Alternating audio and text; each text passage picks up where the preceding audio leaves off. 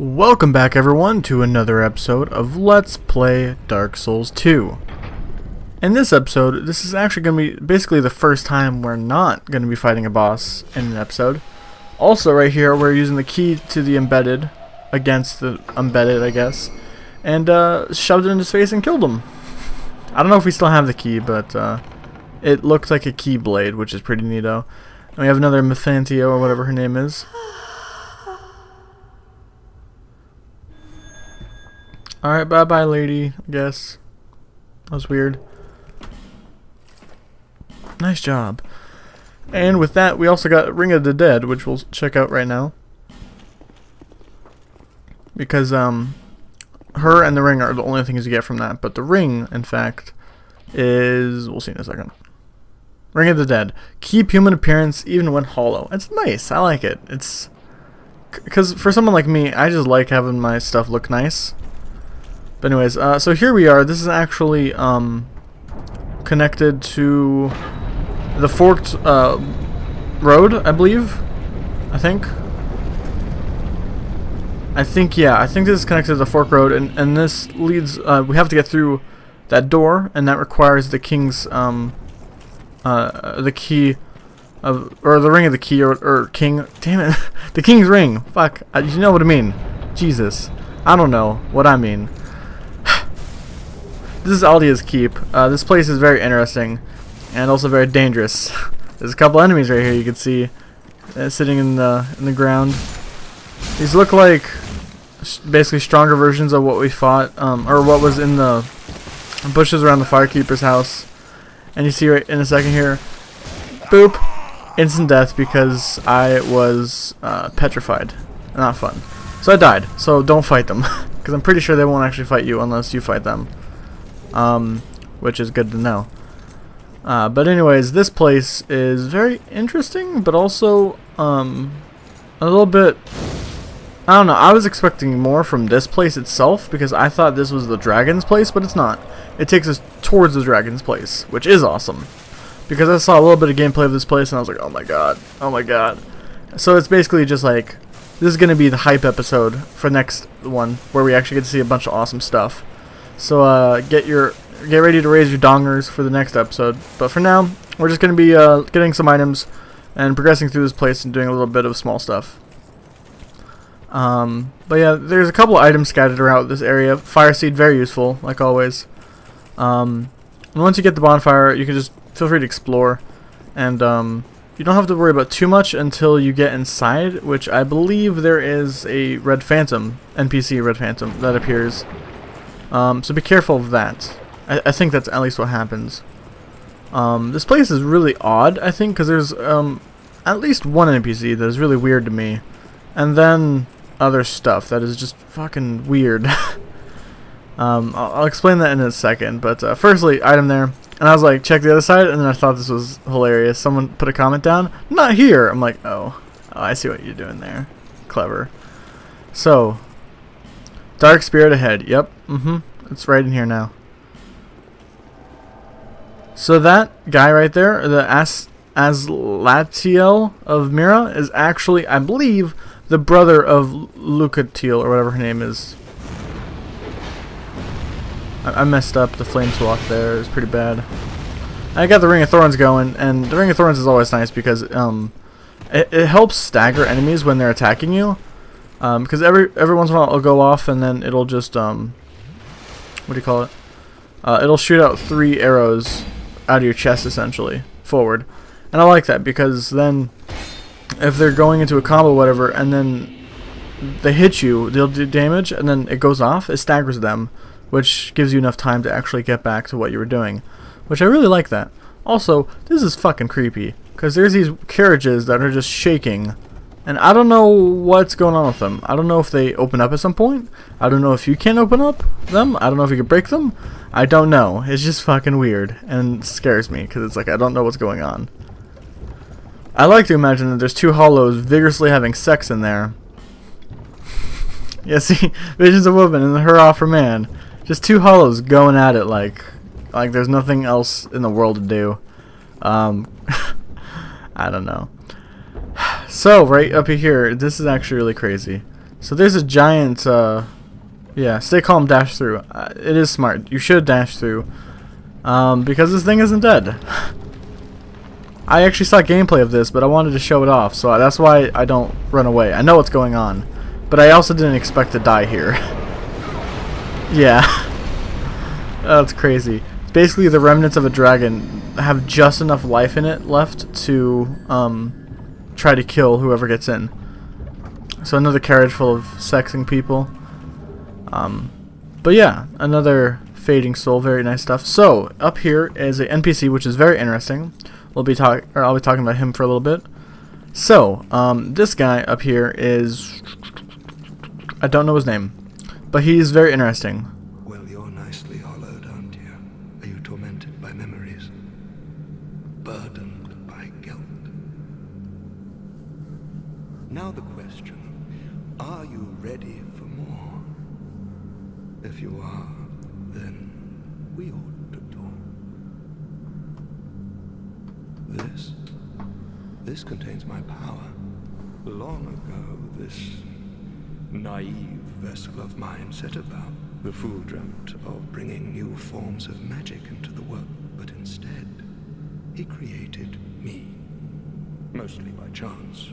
What he sought was strength, and so I decided to demonstrate. While my vessel slept, I'd find my mark and hunt him down. But my vessel did not approve. And so... No, I don't have anything against humans. I'm only using what the gods gave me. So what say you to a spot of murder on my behalf? If you don't, I'll leave this place and take more lives. Many more. So, here you have a choice. Do you say no, and then you just ignore him, or you say yes, and you go murdering for him? I want you to kill a merchant named Gilligan. A greedy, foul man. He's talking about Gillian the Laddersmith that's currently in Majula.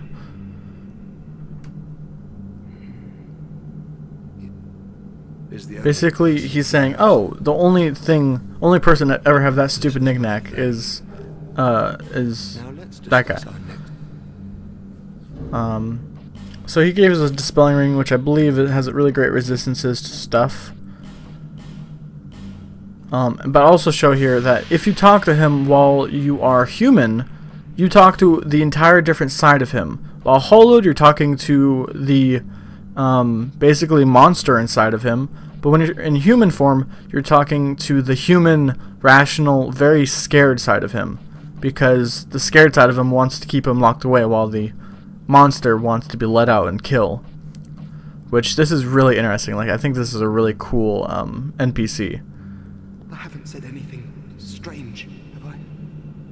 I have absolutely no... Do not attempt to help me. Just... Please. No, please. Just leave me alone. Leave this place and leave me be. As I... So right now he's locked in there, and there's nothing you can do. So I will say that if you choose to unlock him, which I will be doing in the next episode, then the human side will berate you, saying, "What have you done? You're a fool. Like, you've made a grave mistake." But I unfortunately never show it. But if you talk to him as hollowed, he'll say, "Excellent.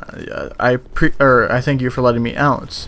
I thought you should know. I found my next mark. It's you." And then he's basically saying that he'll never let you leave because you're now his next mark. So he'll start invading all types of places, like the Cosp, this place, the next place we're going to, Drangleic Castle, all over the place, which is very scary. But I'll go into that a bit more later. But anyway, so now we're just moving on with the keep, just checking stuff out. Here we got some more NPCs that are just summoned through the mirrors. I think it's pretty cool that the Looking Glass Knight's mirror isn't unique, but also it's like, I want that, and then I want to summon people. It'd be so cool. Like summon phantoms through your own... Oh, don't attack it. Don't attack it. Don't do it. It explodes. I guess it just exploded because we walked past because it was real angry. There's plenty of items to be found in this area, so just spend your time looking around. Be careful. Oh yeah, I guess another guy spawned in, which I didn't realize. I think this is actually Pate, because if you look at it, at least that's Pate's shield. But Pate has a pike and not a halberd. So I think it was rumored that Pate would actually be summoned in by the Looking Glass Knight, which I don't know if that's legitimate or not, but at least it's the same shield, and it looks a little bit similar. But anyways, God, just die already. I hate this. It's like, there we go. Eventually, you know, one day I'll take them out. So once you get those items, I mean, you're free to just skip all this anyways. But I'll say right up here, you need a fragrant branch of yore to like move on, because you have to unpetrify this dude. So make sure you have one of those, otherwise you're not gonna make. You can't beat the game because this is a required place. I never end up fighting him. I just didn't really bother. I waited because he actually walks away right when you unpetrify him, which is a perfect time to just walk away from him. We got another petrification sort of creature here. This is the same one that was in what do you call it? The Shaded Ruins, I think. I don't like them, so I'm not gonna bother. There is some more stuff down here, some treasure chests. They really stock this place up with items. That now that I'm thinking about it, like I just realized they really do. Like there's at least 5 or 6 different chest / like body looting spots. Like it seems like a lot more than you'd think they would put in. I don't know why. Maybe it's just because it took a lot to get to this point, and now they're sort of rewarding you a little bit before you move on to harder stuff, which would make sense. But since when has Dark Souls ever been nice to you? Like, it's just weird. Anyways, I think this actually, yeah, takes us down to just the previous floor, which I don't think is useful at all. That's why I was just very confused what was going on, but that's just a way up. Oh wait, no, I'm stupid. I guess that's just a way up if you want to skip the... Wait, does that let you skip the Fragrant Branch of Yore petrification thing? It's possible they do. I'm not sure. If that does let you skip it, then my bad. You can skip it. If not, I don't know. So here, this room is different. You have to pull that and then wait a second before the door over here will open up. So I'm having a hard time seeing myself, like, while editing. So I'm going to go ahead and put a lockstone in here, and this actually lights up the place. Very useful. Be very careful, I should say, because I saw it right there. The paintings are facades. They have enemies behind them. Yeah, there's these assholes. They're not super tough, but you just gotta be careful because they have magic on their weapon, and you don't want them to start murdering you. I thought there was an item, but it was actually his weapon. That's what was confusing me. But this place is very odd because it's like it has a bunch of different large creatures, like the ogre there, a salamander later on, and whatnot, just like locked up. So it's almost as if this was some person's just, I don't know, like, that's weird. I don't know how to describe it, but I get a very eerie feeling from this place, to be honest. I remember seeing gameplay of this place, but it looked a lot more grim when I saw the gameplay, but that was like way back when. In here, I love this place. What is it? There's the there's these chemicals, and I was afraid they would like explode, but no, they have physics on them. So I'm like, yeah, physics, because we've run into so few of the physics, because they removed the physics on the enemies when they die. They used to flop around, and you could run around all over. So I was like having some fun with the Mountain Dew here. Also, I don't know what's going on there. Did you see that? I was like getting shoved over.